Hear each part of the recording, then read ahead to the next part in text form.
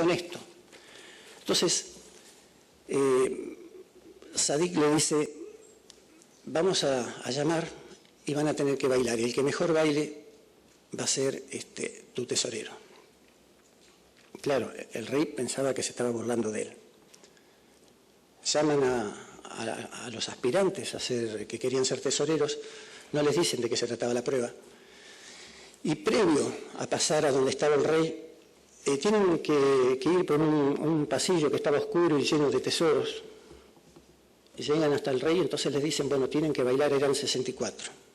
63 apenas se podían mover, porque en el pasillo habían robado cosas del rey.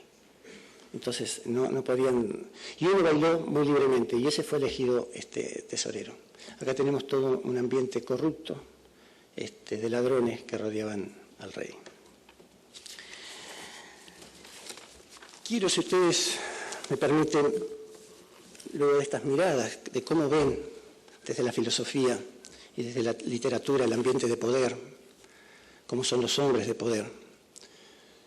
Si me permiten, quiero referirme a un ejemplo de esto es lo que ocurre, a un hombre prestigioso, un orgullo nuestro, como lo fue el doctor Favaloro. No sé si lo conocen, si lo conocieron. El doctor Favaloro, un médico, fue el primer médico que realizó un bypass cardíaco en el mundo. Era argentino. Poco tiempo después que recibió, fue a ejercer la medicina a un pueblo rural de la provincia de La Pampa. No hay una comunicación directa, pero a unos 800 kilómetros de Buenos Aires. Un pueblito rural que no llegaba a los 1000 habitantes y no creo que lo llegue ahora. Y él atendía en ese pueblo y atendía también a sus pacientes de los pueblos vecinos de la zona rural. Estudió, fue al exterior, realizó esta intervención quirúrgica tan importante y creó una fundación, la Fundación Favaloro. En el año 2000, cuando nosotros pagamos muchos desaciertos con una gran crisis, la Fundación Favaloro tenía una enorme deuda. Él recurrió al entonces presidente de la Nación pidiéndole una ayuda y el presidente no se la dio. Entonces, paradójicamente, se suicidó pegándose un tiro al corazón. El doctor Favaloro dejó una carta antes de morir, donde explicaba todo y por qué es lo que había pasado. Dice, entre otras cosas, es indudable que ser honesto en esta sociedad corrupta tiene su precio. A la corta o a la larga te la hacen pagar. Él explica en esa carta que tenía grandes créditos, tenía muchas deudas con él, que los médicos cardiólogos no le mandaban pacientes para operar, porque le decían a su paciente, Favaloro no opera más. ¿Por qué? Porque Favaloro no daba una comisión, no daba una coima a los médicos para que le mandaran pacientes. Las obras sociales de los gremios no le pagaban porque él no daba un retorno, no les pagaba, e igualmente, dice, seguía atendiéndolos a los pacientes de esas obras sociales porque primero estaba su deber médico. El Estado Nacional, desde el año 93-94, le debía 1.900.000 pesos, $1.900.000, y no se lo pagaban porque él no daba un retorno,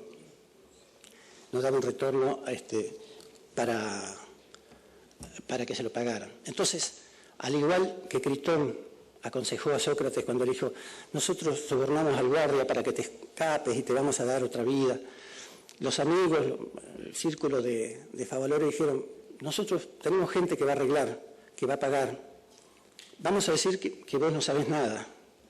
Y él no lo aceptó. Favaloro dice en esta carta, en este momento y a esta edad, terminar con los principios éticos que recibí de mis padres, mis maestros y profesores, me resulta extremadamente difícil. No puedo cambiar. Prefiero desaparecer. Y dice más adelante, a mí me ha derrotado esta sociedad corrupta que todo lo controla. Para ver el espíritu, cuál era su ideología, también lo vuelca en esta carta. Dice el doctor, quizás el pecado capital que he cometido aquí en mi país fue expresar siempre con voz alta mis sentimientos, mis críticas. Insisto, en esta sociedad de privilegio, donde unos pocos gozan hasta el hartazgo, mientras la mayoría vive en la miseria y la desesperación. Todo esto no se perdona, por el contrario, se castiga. Tiene también el doctor Favaloro en su carta unas frases, recuerda a don Atahualpa Yupanqui, nuestro ícono del folclore, músico, poeta, escritor, a quien tanto le cantara Mercedes Sosa. Y tiene una frase que decía don Atahualpa Yupanqui: estoy cansado de luchar galopando contra el viento, como decía don Ata. Y también agrega, y esto es lo que da el nombre a mi presentación, agrega esto. Dice que en un acto académico se lo presentó como un hombre bueno que sigue siendo un médico rural. Perdónenme, pero creo es cierto. Espero que me recuerden así. Es imposible no hacer un paralelismo entre Sócrates y el doctor Favaloro, porque los dos no cumplieron con esa ley fundamental de la naturaleza, desde que comenzó el reino animal y el reino vegetal. Adáptate y sobrevive. Ellos no se adaptaron a ese mundo corrupto, a esa corruptela que los circundaba. Puedo decir que esa pasividad, que ese telón gris, como muestra Voltaire de la gente, la pasividad del pueblo también mató a Sócrates, y también la pasividad mató al doctor Favaloro. Y esto no es efectista, y lo digo porque, como decía Sartre, si Francia tortura, torturamos todos. Pero bueno, ¿qué lugar nos ocupa a nosotros? Y un poco voy a repetir las palabras que ha dicho la moderadora. La corrupción es un problema multicausal, transnacional, y no podemos discutir la corrupción, separarla de la discusión del poder mismo, de las formas de dominación política, económica y religiosa. ¿Para qué traigo estos campos de la filosofía y de la literatura, la historia? Porque sobre estos modelos culturales están de manera más o menos explícita construidas nuestras concepciones acerca del gobierno, de la virtud, de lo que significa un modelo de ciudadano. Y estos modelos nos dan estos antecedentes, son excepcionales, son aptos para ser aplaudidos, pero no para ser imitados, son muy excepcionales. Por eso decía que este modelo que nos hablaban no es bueno, porque esto nos enseña que siempre los malos son los que triunfan, que la corrupción es la que triunfa. El mismo Voltaire, en la novela Sadiq, dice, bueno, al final de la novela se le aparece a Sadiq el ángel Gerrat. El héroe, nuestro héroe, se postra ante el ángel y le dice: es pues necesario que haya crímenes y desdichas, y las desdichas se abaten sobre los hombres de bien.